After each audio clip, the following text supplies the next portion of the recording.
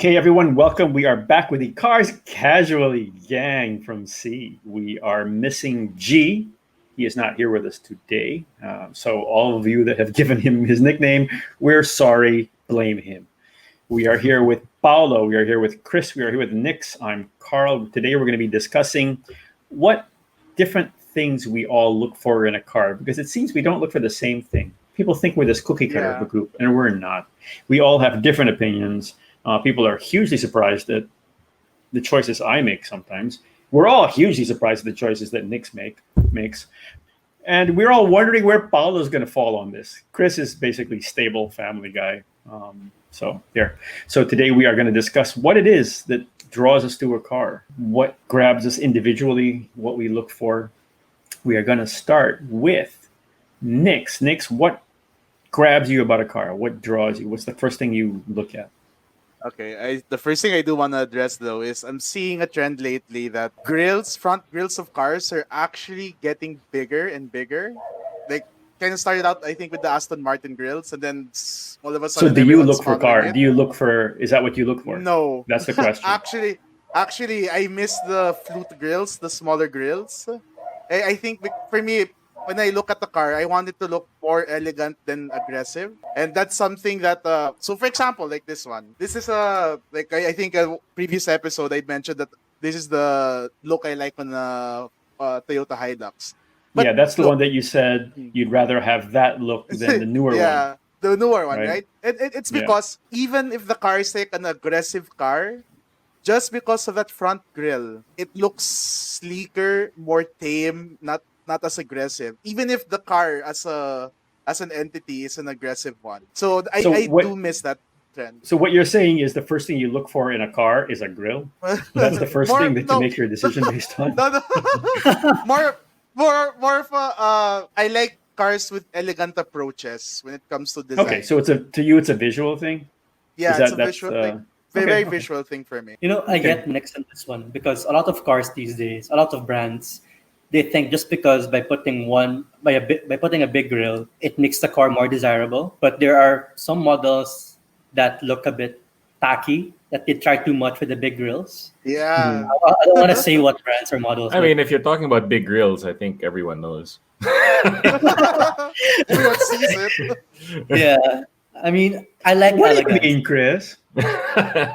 Anyway. No. I gotta say, I'm along those same lines. These big grills that go top to bottom at the whole front of the car, I think they're getting a bit much. I didn't like it when Audi first did it. Right? I love the Audi front. I really, really did. It was an elegant grill, just like Nick said. Yes. And then they started making it bigger and wider, and to me, it just kind of threw the balance of the car to me. Yeah, I don't know. I don't know if because like the aggressive look is now more of a trend or. Well, this came about. We had this discussion a long time ago in one of those times in the office where what we're trying to replicate now, right? And it was about the BMW 5 Series, and they were saying, yes, we want an aggressive look, we want a dominating look, and I said, but do you want a beautiful look? And like, are there cars now that are beautiful? And everyone says we want something dominating, we want something aggressive, we want something forward thinking or whatever. But in a lot of ways, beauty kind of fell by the wayside. Now that you mention it, like I cannot think on the top of my head right now of a beautiful brand, like a new car. I mean, a car that has been released lately that's beautiful. I can. That's the Ferrari Roma. Oh, okay. We don't even have to look that high up. I mean, I think Mazda has really great designs. What? Which car? The Mazda 3. I love the Mazda 3's design now. Yeah, it looks very nice. Mazda, the ND, the current Miata, MX-5, which now, to me, that is a beautiful design. It's the only one past the NA that actually draws me that much. It's beautiful. Actually won awards in the World Car of the Year awards. They won awards for it. And the Mazda 3 also. They both won design awards. Paolo, what's beautiful? What do you think is beautiful? The Mazda 3. Wait, posting. Well, okay. I'm thinking along the lines of the cars I've driven recently. Mm-hmm. I would say the Volvo S90. It's elegant in a simple way because when I think about the luxury brands these days, a lot of them try to go for a sporty and aggressive look, but sometimes I just miss the elegance and the luxury, the pure luxury you feel and see in European luxury car. With the S90, maybe like with the trend these days, not everyone would be a fan because it kind of has that old school kind of luxury vibe Now to it. that now that you mention it, looking at it now, Yeah, yeah. Can you zoom it One in? of It the is a things good I looking Nick? car. Can you zoom it in? one of the It things is I a like good about looking car. yeah, I don't if you think look I can at zoom in. the headlights, it has Thor's ham. It's designed kind of like Thor's hammer. So it's a nice Are those touch. their words or your words? That's their words. I was Yeah, like, okay. oh, I know. Yeah. But I now don't that know you about that. mention Okay. it, Okay, it is a very pretty looking car. It's got kind of BMW lines. more elegant than beautiful though. Like Chris is Yeah. right. Like if it's Yeah, beautiful, agreed. I think Mazda hits that. No, what's nice about this design is it looks timeless. Like this is a design that Yeah, will, like 20 years from now, it'll still look good. The It design doesn't. will, yeah. I mean, the car I mean the should hit design. it. Yeah, Yeah, because That's what you they know, got to work on. we're yeah, talking about my the worry design. about other luxury brands, luxury models these days is that I don't think it's gonna last as long. How pretty it is, the design. I'm talking about Agreed. design. Unlike the German brands before from the 80s and 70s until now, like they They never still look lost. good. That's completely Yeah, true. They're very Yes. beautiful. Diba? Yeah. Well, at that time they weren't building. Well, okay, maybe they were, but maybe it wasn't as obvious. They were building their vehicles to marketing specs to basically just give the people that sell the cars something to talk about. Like Chris Bangle's fluid designs or whatever. But they just didn't. They just weren't as beautiful. There was one time we did a shoot. I don't know if you were there, Chris. We did a shoot and we had all the American muscle cars and all the modern mid-sized European sedans. And I sat there in the field trying to take photos, and I realized that all the American cars look different. And these are all Corvettes, Cobras, whatever, and they all had this different look. And admittedly, they were in different timelines and so on. But then when the European cars came in, they all started melding together. So they're following this thing, and I don't know. So your example was the Volvo. Nick's your example was the what was your Hilux, the example older for a beautiful Hilux. modern car? A beautiful modern car. Yeah, I'll have to say that Miata's the answer for this one. Miata is Miata's always the answer. We're Yeah. always going to say that. Miata is always Even the for answer. looks. Even for Yeah. looks. Okay. And Chris kind of echoed with the Yeah, the Mazda 3. the three. Okay. What else do you look for in general?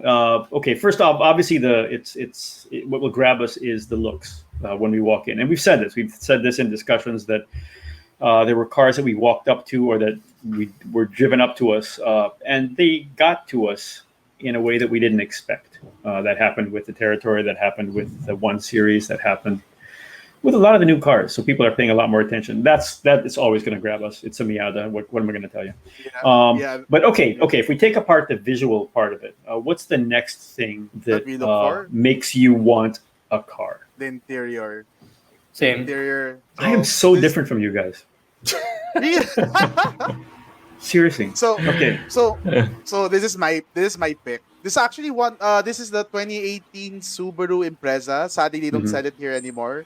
But this actually won awards, the interior. And All right, why? It's like for me, I guess it's because it's driver centric. It's modern, but at the same time, like it gives homage to like how cars used to be. Okay. Like Why when do you you- say it's when you look drive? at- What makes it more driver centric than the other? So like you can see here on the wheel, like let me take it zoom into the wheel. I like how the placement of the buttons, where it's even if there are a lot of buttons, it can be intimidating to look at. But then when you start holding it, and then when you start driving, you forget it's even there. And then like when it's only when you need it, it's like oh nga pala no, it's like it's here like on my thumb's reach. Okay. And So for you, the driver centricness of the car Yes, has to do with ergonomics. Yes, and another one that I did like the one when you brought in the BMW. Well, let's see if I know. I The got one, the photo. recent one? Yeah, the 1 Series. Yeah, that was nice. also No, Here, that was that's a good. That's this a good one. Yes, that's good. So like you could, if you were to look at them side by side, they follow a lot of similar themes, but their whole design approach may be different, but the theme is still the same, driver centric. And for me, I'm really keen on that when I when I go inside the car. That's a nice interior. I like that. Yeah, dude, That was a better surprising car to person. me. Yeah, That was a even car. That better in car person. was it drove up, and I liked it. Yeah. It looked like a Even- hot hatch to me. Yeah, even the instrument cluster, you'd think at first that it's digital, or a few good minutes that it's actually digital. That's how good it was. So Yeah. like really commend it. All right. So far we're looking at primarily visual. Chris, what about you? Yeah. I'm gonna go completely separate from these guys because there was a time when aesthetics mattered. It doesn't matter as much to me anymore. Now I only look at one thing, and that's value for money. That's the only thing I look for in a car. For- And yeah, of course, related So to that Paulo is is he our price. Tito? Yeah. So I look at the price. For me, Right. I mean, I heard. Oh, wait. Okay, you said you look at the price, but price is different from value for money. Well, they're related. This, of course, they're different. I mean, Okay. No, but I mean, but when you go inside the car though, like you don't look at the price tag, right? I mean, what are the things that you look for inside the car that will No. draw you Chris or has got a add good point value? here. none of that will matter. looks Right. looks won't matter. Interior won't matter. Materials won't matter if I find it's overpriced. I'm just gonna disregard everything. all of that. Wow. Okay. Okay, so your first answer was okay. No, that Value for wasn't your money. first answer. That was my. I asked you about the looks. What first grabbed you? You said looks. In this case, now you're saying the next thing would be the value for money or the Yeah. cost. But how would you? So in other words, if you are looking for a car, are you looking only Yeah. within a price range then? No, it's I'm actually comparing with competitors. That's how I would gauge value for money. I mean, obviously, if you're looking at a car in a segment or a car in a certain range or category, you're going to look at all the available options. Granted, there are the one-offs that are I mean, they're so unique and interesting that they can afford to price high compared to the others. But I mean, I'm not even gonna go there. I'm just looking at the normal cars, and looking at the way they're priced compared to the competition. I heard the thing that resonates with me. I heard, I can't even remember where I heard this, but someone once told me, or I read somewhere, that there are no bad products, only bad prices. And I find that I completely agree with that. Basically, That's a good point.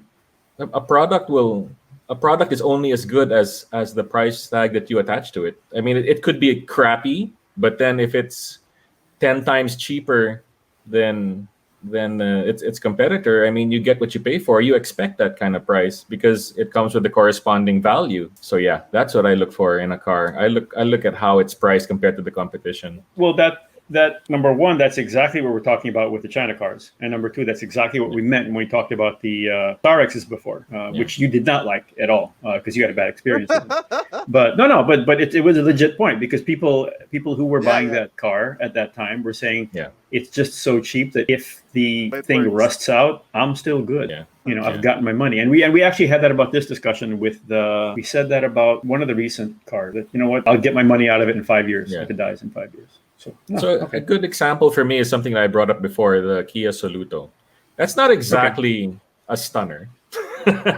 And the interior, as you pointed out, is gray and white, which isn't really the best for leather, But I mean, if you look beyond that, the value that it offers in terms of tech, in terms of safety, it's really good. So that actually made it stand out to me as a really recommendable car because of the price that it's offered at. Nice. More than looks, more than the interior design, So Right, Paula, those are the things that stand out to me. Paula, you said interior as well. Yeah.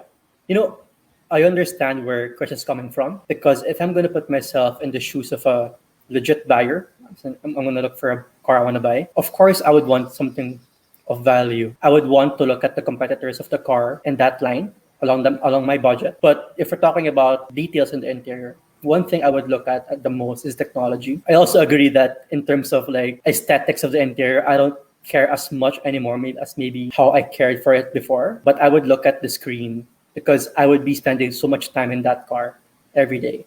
So I would want to feel comfortable. So for example, something realistic, I really like the Honda Brio. It's a pretty straight up interior, no fuss, no luxuries, but it has a pretty good infotainment system. It was big enough. It was quite responsive for, I would say, a budget car. I was really happy with it. I've had it a number of times already. So it's more of the ease of operation. Like I wouldn't really be requiring like Android Auto or Apple CarPlay, but for as long as it's easy to operate, right? I'd be happy with it. The Honda Same, Brio is same. a nice example of a one step back, two step forward kind of thing because it initially got a lot of flack because its engine was actually weaker than its predecessor by a noticeable by noticeable amount. Yeah, I But remember. it just improved in every other aspect. So and it made the car better in general as a whole. Yeah. Wait, Yeah. when you say that it dropped engine power, are you saying that from a numbers point of view, or are you saying that from a Yes. driving point of view? No, from a numbers Number. point of view, completely Okay. looking at What paper. about for the driving Specs. point of view? I don't notice it, honestly. I don't Okay. notice it. Well, because that comes back to something else we said, which is who really cares, right? And it's a good point. Who really cares about these numbers? I mean, they're using them as talking points or bragging rights or whatever. But in Yeah. reality, how are you going to feel? Well, you're going to feel 10 horsepower in a small car, but are you going to feel 10 horsepower in a 200 Well, that's the horsepower thing. car? The drop actually was something like 10 horsepower, if I remember correctly. It was Yeah, pretty it was big. 10. Yeah. So you'd think you'd feel it, but I personally didn't feel it. But then again, I never drive my cars fast, so I'm also the wrong guy to ask about stuff like that. No, but Okay, how do we Paolo and I, we meet brought it Chris? to Baguio. But Paolo, No. we brought it to Baguio, right? Yeah. When we test drove it, like you. Yeah, that was a really good drive. Well, actually, okay. Here's the thing. A lot of people ask, "Can it go up to Baguio?" That's the typical question, right? Yeah, Can the yeah, car go yeah. up, but go up to Baguio? What Honda did for us, there were 3 of us in the car, and we drove up to Baguio on the really nice roads. It more than it can. It really can. Like I had no doubt, even with the loss of power, you won't notice it. Well, we You have do a blind smaller test. engines now. Mm. We have smaller engines. We have more efficient vehicles. Okay, a question then. When you said the power drop, that was a horsepower drop. Was there a torque Yes. drop? Yeah. No. No, I Yeah. think was there a torque? No. Yeah. Those are But very I don't emphatic yeses and nos. No, No. it dropped horsepower and torque. And torque. Okay. I Maybe they remember torque changed the horsepower. not as drastic though. Torque Was the maybe not as transmission drastic. changed at the time? Earth CVT, alam ko. No, They it's been- changed it. No. Yeah, that's, We are not prepared. No. Because This the is what point is, happens when G's not here. oh, Yeah. God. No, but Where are okay, you, there- Gene? Where are there's a you? point here which is you can this is what I said when I went to BMW to pick up the 1 Series, and they were saying, oh yeah, but you're really going to want to try the M Sport whatever, which is all-wheel drive, X-Drive, whatever. And I was like, yeah, okay. But then when it came out of the 1 with the smaller engine, with the basic startup car, and they were saying, yeah, you should really try the X with the M, whatever, the big package.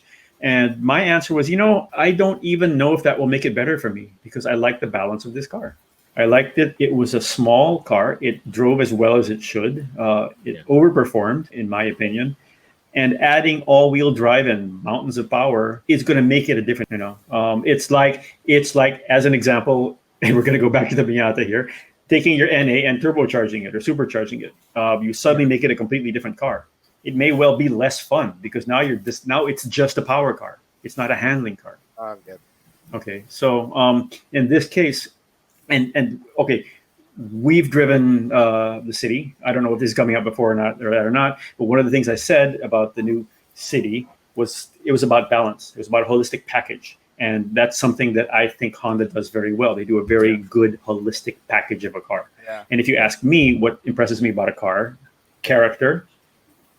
And that package, the fact that everything works. We're not thinking too much about one thing or the other thing. Everything just works. So if you guys are talking about the Brio and how you liked it, even though the numbers dropped, maybe it was because overall the car just felt better.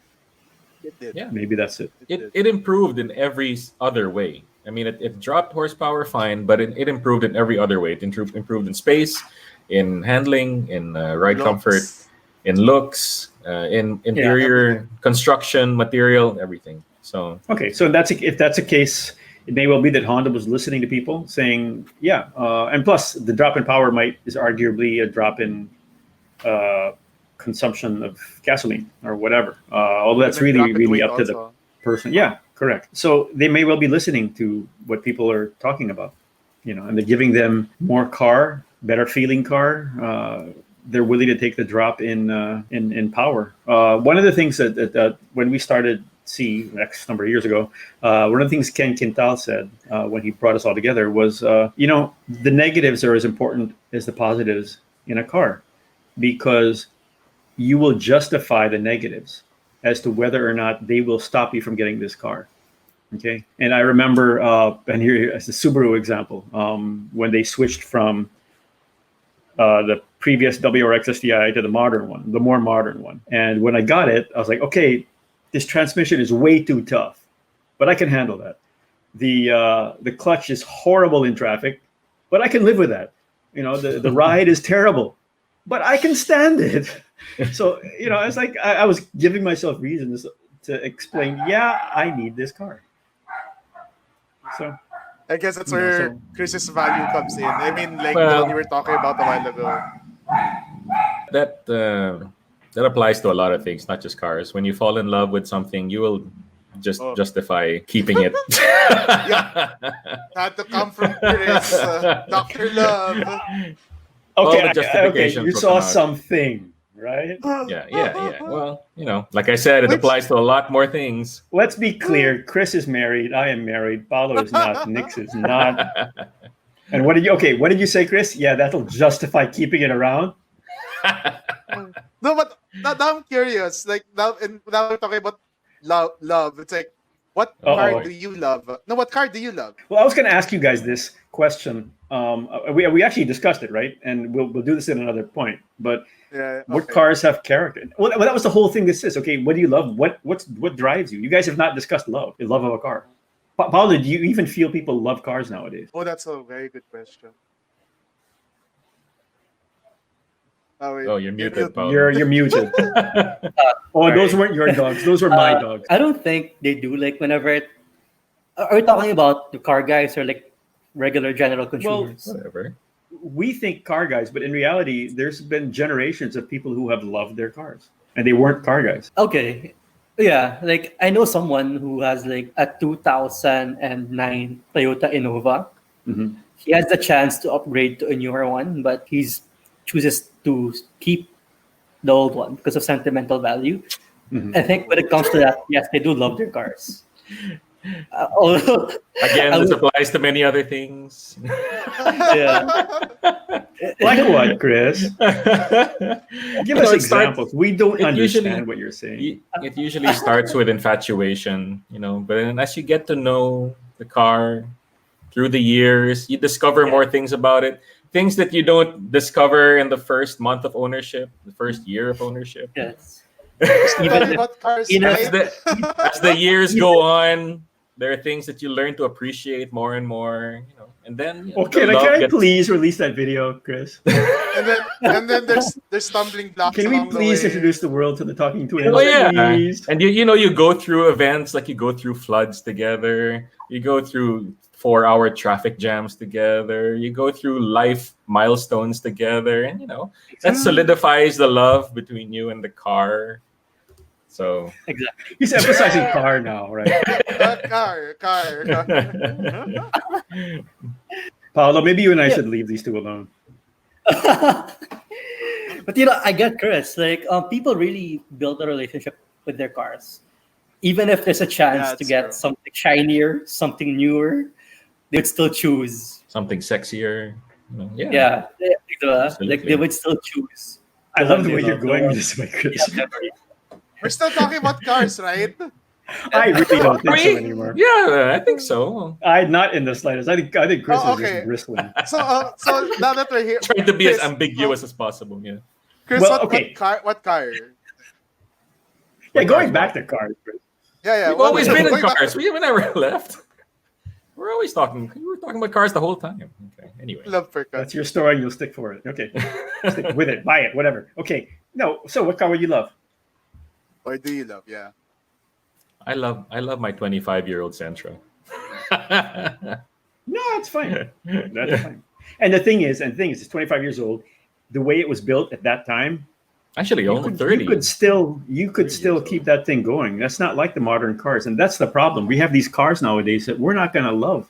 because they're not going to survive 10 years. Yeah. We're You going know to have what? to change stuff. Now that you've mentioned that, I was going through Marketplace, Facebook, and I saw like mid 2000 Benzes, late 2000 Benzes and BMWs, and they would have the new technology. They would have a digital instrument cluster. Then I thought, like, wow, these screens might not age very well, unlike how the older cars did. The gauges, The no, the like, analog gauges. That's a yeah, very it Tito ages thing to say. Paulo's But Argentina is coming out. At the same time, these things are also a lot easier to replace now than they used to be. So That's it true. balances out in a way. I think there's an argument against that because this technology might be completely unsupported in 5 years. I mean, we think it's easy to change because it's a screen, but Yeah. what if the only screen you can buy is running a system that just doesn't exist anymore? Well, yeah. I mean, there are a lot of proprietary audio systems coming out more and more now. But if Yeah. we're talking about the single DIN and the double DIN, that's been around for Oh, yeah, decades, yeah. and it's still being used in a lot of cars. Yeah.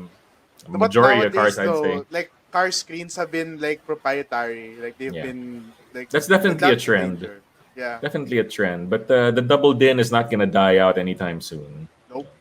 Nope. Not for a long time. I How about don't you, know. Paul? What car do you love? Me. Yeah. Oh, I love my OG car, like from high school and college. It's a Mercedes-Benz 260 1989, a W124. So I've had let me that go, car. Wait, let Yeah. me get a photo just so that we have reference. So, wait, Yeah, What again? it's a W124 260E 1989. I've had that car since I first started driving when I was 17.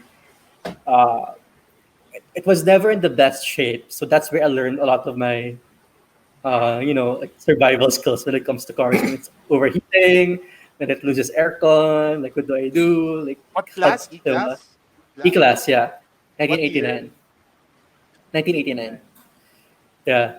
So Ooh, I haven't driven it for like I think almost 2 years now. But yeah, I've had some pretty good memories with it. this one? Like, Are we going back to love discussions again? No, cars. This one? This is the one? Yeah, that one. Yeah, that's a good looking car. That's a good looking car. Yeah, so that was my daily driver from high school to college through college. And then I learned a lot about cars because of it. We should do something on that. To learn about cars on a Euro car. That's tough. It is. Yeah. Vast I knowledge. learned with a Ford Laser, and that was just that was just a few sheet metals away from a Ford Model T in terms of simplicity. It was a carburetor. So Or dude, Ford lasers. Were they available locally or what? What are you talking about? legit question? What? Oh, he asked What if was the car available locally? was the laser available locally. He is asking. Yeah, Or was it It was a okay. big deal Ford. at the time. Ford Oh, Laser. really? Yeah, That was it my a big college deal. car. That was my college car, and even then it was already 20 years old. From then. College cars were fun. Like lots of memories in it, right? Okay, so we moved completely from what we were talking about a while ago. We're still talking about cars. What do you? Yeah. Barely. I don't know but- why you're so confused. We're still talking about No, cars. because we're Yeah. supposed to be talking about what we love about cars. Yeah, What we draws love us to a about car.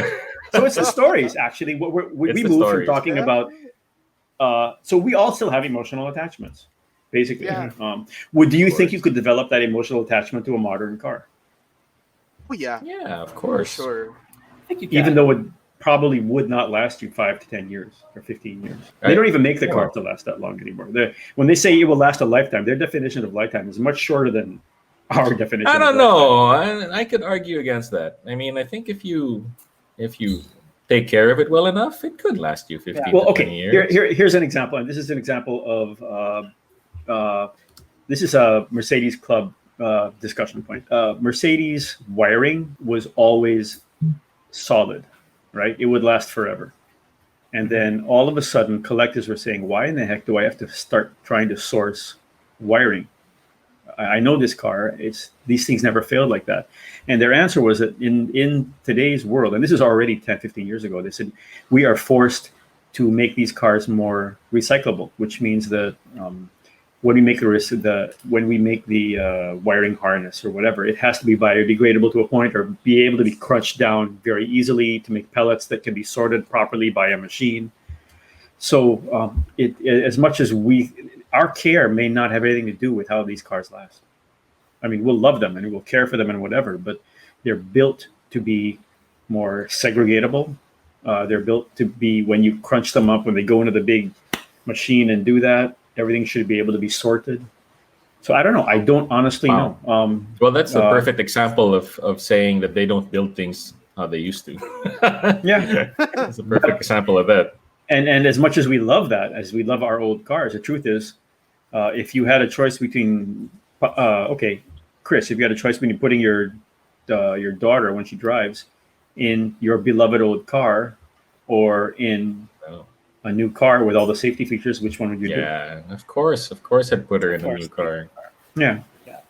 See, it's just different. I brought the Miata home the other day, and I love it, but that's not something that could kill you in that car. You'd survive in a modern car. Yeah. That's true. But I guess that parang like when you have the ownership of the car, like the value of it through emotional value builds up, and then Okay, do you think you can love? Okay. We're talking about someone that loved his Innova, right? And we were saying, okay, my examples of certain cars were the Galant GTI, the Miata, a Subaru Legacy wagon, or a Lavorg or whatever. But there are people who we also loved, for example, our Hyundai Santa Fe. We really loved the car. Love that car. And the people who owned that car loved the car. And actually, that was a car I was not going to get. I was completely not going to get it. And I was about to buy something else. And it was actually Kevin who told me, dude, you got to check out this car. It's exactly what you want. I'm like, really? You're kidding. So, I'll do it. So I did. And I loved the car. And we all loved the car. But we had, it just got to the point after 7-8 years, which is actually shorter than the lifespan of my other cars. It just, it would be breaking down in odd ways. And a lot of that, I think, had to do with the fact that the way cars are built nowadays, you have secondary suppliers, you have third level suppliers that are putting parts in the car, and those parts will fail. All of a sudden, the windows don't work. All of a sudden, sensors don't work. All of a sudden, whatever. And it's just, they just give. That's sad. Yeah. It is. But, well, okay. It really, really upset me when, and the example is a Santa Fe. It really upset me when the car had a minor scrape. Someone actually scraped the front of the car. Okay. So I was like, we can just pound that back in, not a problem. It turns out when they scraped the front of the car, they pulled the bumper. When they pulled the bumper, the connections for the radiator went with it. So while the radiator worked, the radiator still worked, but it could, the connections were no longer there. So I basically had to replace a whole lot of stuff in the front of that car. Oh, gosh. And I couldn't figure that out until I went to the Hyundai factory with a bunch of engine award judges. And we were looking at the factory and like, this is why it works. All the stuff that makes the cars less expensive, which is that entire front end comes from someone else completely, from a different factory. It comes right in, it slots right in. So that saves time, it saves money. But the problem there is when one thing goes, everything goes. The reason the cars are cheaper now, relatively, the reason the cars are safer now, these are all the things that are keeping us from keeping our cars for 10 years, for 20 years. Very good point. We were talking. So we have veered away drastically from our original topic. We veered drastically, but we stay within the same framework of buy what you love and do your homework. That should be our motto. Yeah. It is. We're gonna. Cherry's making t-shirts. Cherry, make t-shirts and stickers. We'll make more money there than we do here. But okay. The head of Toyota was saying, we want you to still love your car, but we think that the way you're going to love the car is different. He said it's not going to be about. It's still good. Okay. It went from when cars first came out, they were just a way to do something. Okay, they were a way for us to get somewhere. They were a way for our family to go on vacation, for me to go to work, whatever. And then as cars got better and better, they became things you love because of their handling. None of you mentioned handling, by the way. We didn't Or get to that part yet. I Like, know it's all Chris's fault because of his whole love thing. Yeah. So it's Chris's And fault. handling. There you go. It's love and handling. Okay, caress me. Okay, sorry, never mind. Okay, no. Okay. This is because I was driving. I hope that's not taken out of context. It's not. I was driving. No, we're home. talking about love handles. And I was driving. Now we're going back to YouTube. Where? I wonder if people can see that I'm pointing at Chris and the Knicks right now. Yeah. The talking twins. Oh, okay. We now own that, by the way. But okay, anyway. Point of it was okay. Never mind. That's pointless. But okay, so the Toyota, head of the Toyota for was cars. saying that we're actually going back to the way it was before, where people will love cars because of what they allow them to do. They allow them to spend more quality time with the people they love, for example. They allow them to get somewhere safely. It's not like before where we love the car because we worked on it hard, or we love the car because you could modify it, or whatever. So their opinion is we're still going to love cars. We're just going to love them differently, but it's actually the same way they were before. It's kind of like going back to full circle. It's like what you mentioned. It's what cars provide now. It's not anymore like it provides me. It's now cars offers me things that I can do. And yeah, like people overlanding, people going on the track day, people going on vacation. That's Like true. these are And overlanding is a now- good example. Yeah, like I that's a very true statement. I think things are falling full circle for like cars.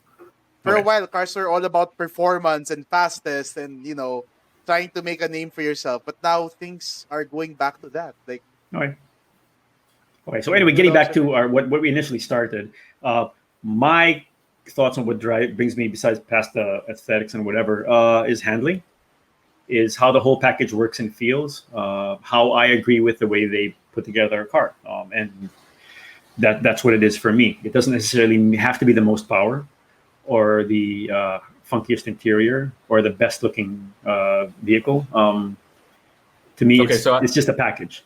I have a question for you, Chris. Carl. Oh, I have a question for you first. Would you ever buy a car without test driving it first? Ever? Would you ever consider buying a car without test driving? It depends on the brand. Oh, so you would? I mean, so Yes, there I are would. times where you actually would buy a car Okay, without test driving. I would, but let me encapsulate this in the fact that I test cars for a living. We all test cars for a living. So if you tell me this car does this and that, I have a fairly good idea already of what I can expect from it. If you tell me, Or we could say, okay, what if you just drive it around the block like everyone else? Would you ever buy a car just on that?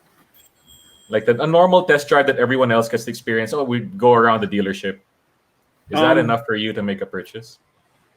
Based on everything else, Okay. You love the interior, you love the exterior, but driving. yes, okay. Again, brand specific. There are some brands that I have complete confidence in, that I know what I'm going to get, and it's not necessarily performance. I mean, I know if I get into a Subaru, I'm generally going to be in sync with the way they make their cars. I know if I'm going to get into a Toyota, I'm generally going to be happy that it may not handle as well as some other cars I get, but I will get out of it what I'm expecting. Okay. Honda, same thing. Other brands, Okay. there's a good chance I'll buy them even if I wouldn't buy them even if I loved them and had a test drive, because I have zero faith in the company. Does this question include we do our research, Chris? Well, I mean, You have to research fit the comes in marketing many line. forms. Yeah. No. Research comes in many forms. Would you buy a car without test driving? No, I don't think I would. There's a whole generation that grew up in the Philippines without being able to test drive the cars they bought. I know. Yeah. So we're actually very lucky.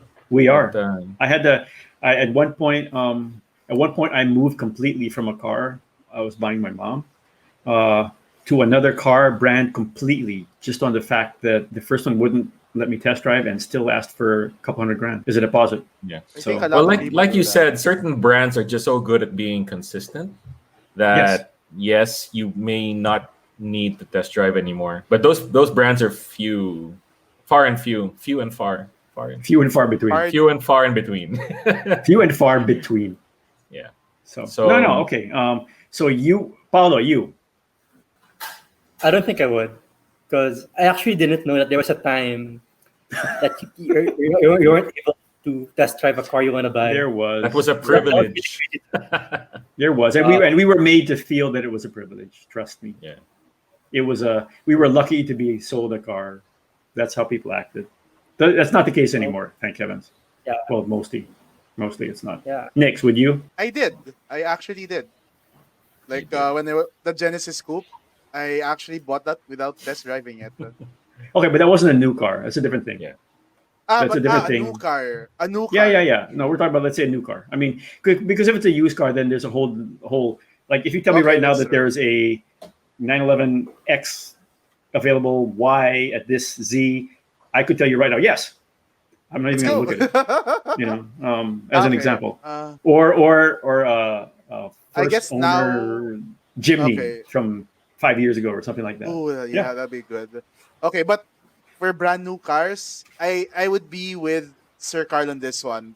Like, it'll be brand specific based on like brands that are both I trust and that people trust. That's Fair where I'll enough. gravitate to. Yeah. Fair enough. What brand would that And be, then- Chris? Nix. Brands for me. No. What? Just Toyota. one brand. Yeah, yeah. What brand? Okay, Toyota. Chris, what brand? One brand. Sorry, if I had to pick one brand right now, You already said Toyota, no. so let's stick with Toyota. wait, I was gonna say Honda. Okay. Oh, Okay. Good point. I Good point. was Chris, also you. gonna say. Sorry, I was Honda. also gonna say Honda, but since you already said Honda, I'll say Mazda. I'll say Mazda. Over Toyota. But Toyota's the Yes. No. Okay. No. Good point. Paulo, you. It's a tie between Honda and Subaru. Subaru. Okay, those are all three good choices. Yeah, like the brand. I See, I'll say we've all had Pagani. No, I'm completely. You know kidding. the I'm reason completely why I can't go all in with Toyota is because not all Toyotas are actually Toyotas. So kidding. there are some Ooh. surprises thrown in there. I mean, it's not a secret. That's not a That's a secret. secret. I know. I mean, just search it and you'll find out. Yeah, not all Toyotas are actually Toyotas. So some are Daihatsus, you know. So Yeah. you can't really claim that they're all gonna feel the same across the range. No, can't. There are some surprises in there. Okay, here's a. It's like we're mixed going nuts and off raisins. again, but here's another question. Paulo and I were in a meeting with a company president, and I asked about engine work. And the answer to them was, well, when we put our brand on it, that means that it meets our performance levels, it meets our this, meets our that. So therefore, it should be considered a proper brand. I disagree with that completely for that brand.